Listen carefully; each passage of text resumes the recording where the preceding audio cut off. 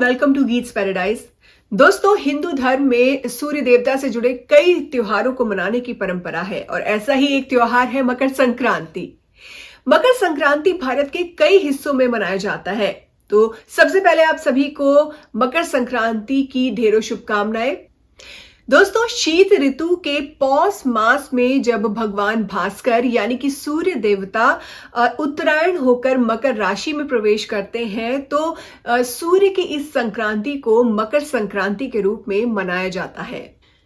ऐसा माना जाता है कि मकर संक्रांति के दिन भगवान सूर्य अपने पुत्र शनि से मिलने स्वयं उनके घर जाते हैं और शनि मकर राशि के स्वामी हैं, तो इसलिए इस दिन को मकर संक्रांति के नाम से जाना जाता है।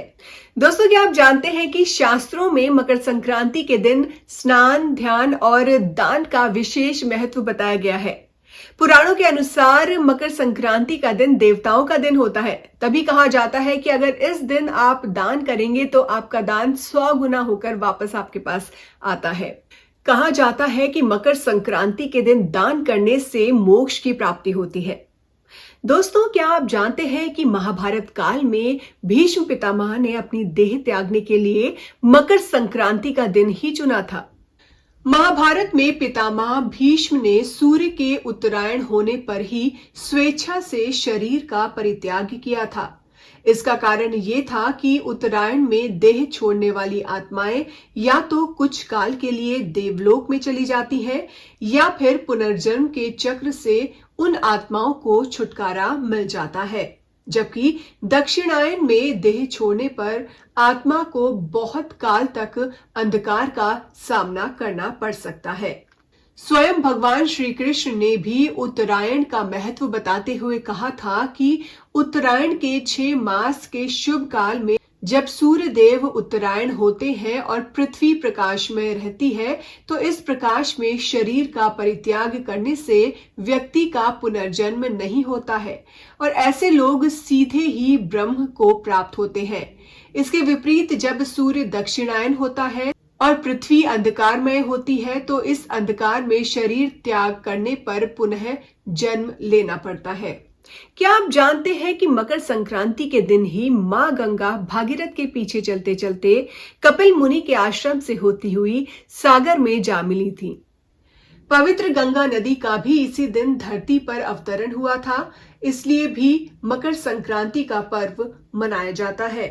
दोस्तों, हिंदू धर्म में जैसे माह को 2 भागों में बांटा गया है यानी कि कृष्ण पक्ष और शुक्ल पक्ष, वैसे ही वर्ष को भी 2 भागों में विभाजित किया गया है यानी कि उत्तरायण और दक्षिणायन। ये दोनों मिलकर एक वर्ष पूर्ण करते हैं।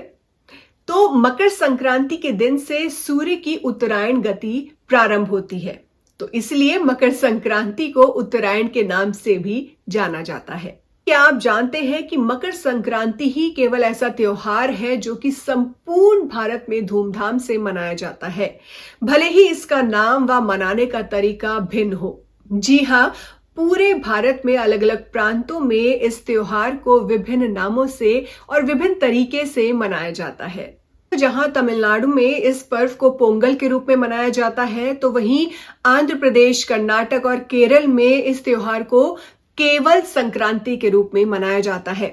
और वहीं अगर बात की जाए उत्तर प्रदेश और बिहार की, तो वहां पर ये त्योहार खिचड़ी के रूप में भी जाना जाता है। दोस्तों, ये तो आप सभी जानते हैं कि मकर संक्रांति के दिन पतंग उड़ाने का विशेष महत्व होता है। तो चलिए जानते हैं इसके पीछे आखिर क्या कारण है। अनेक स्थानों पर इस त्योहार पर पतंग उड़ाने की परंपरा प्रचलित है। लोग दिन भर अपनी छतों पर पतंग उड़ाकर हर्षोल्लास के साथ इस उत्सव को मनाते हैं। कई स्थानों पर तो विशेष रूप से पतंग उड़ाने की प्रतियोगिताएं भी आयोजित की जाती हैं। पतंग उड़ाने के पीछे धार्मिक कारण ये है कि श्री राम ने भी पतंग उड़ाई थी। गुजरात व सौराष्ट्र में मकर संक्रांति पर कई दिनों का अवकाश भी रहता है। पौष मास की सर्दी के कारण हमारा शरीर कई तरह की बीमारियों से ग्रसित हो जाता है, जिसका हमें पता ही नहीं चलता और इस मौसम में त्वचा भी रूखी हो जाती है। इसलिए जब सूर्य उत्तरायण होता है तब इसकी किरणें हमारे शरीर के लिए औषधि का काम करती हैं और पतंग उड़ाते समय हमारा शरीर सीधे सूर्य की किरणों के संपर्क में आता है। जिससे अनेक शारीरिक रोग खुद ही नष्ट भी हो जाते हैं। तो दोस्तों, ये तो थी मकर संक्रांति पर्व से जुड़ी हुई कुछ रोचक जानकारियां। अगर आपको ये एपिसोड अच्छा लगा है तो प्लीज कमेंट बॉक्स पर कमेंट करके आप बताइए। साथ ही आप और किस टॉपिक पर जानकारी चाहते हैं वो भी आप कमेंट कर बता सकते हैं। आप हमें इंस्टाग्राम में भी फॉलो कर सकते हैं, गीत्स पैराडाइज पर। तो मिलते हैं आपसे नेक्स्ट टाइम, नेक्स्ट वीडियो में। तब तक आप रखिए ढेर सारा ख्याल अपना, और साथ ही wish you all a very happy Makar Sankranti. तो खूब मूंगफलियां खाइए, खूब रेवड़ी खाइए, गज्जक खाइए, और साथ ही मकर संक्रांति का पर्व धूमधाम से खुशियों के साथ आप मनाइए।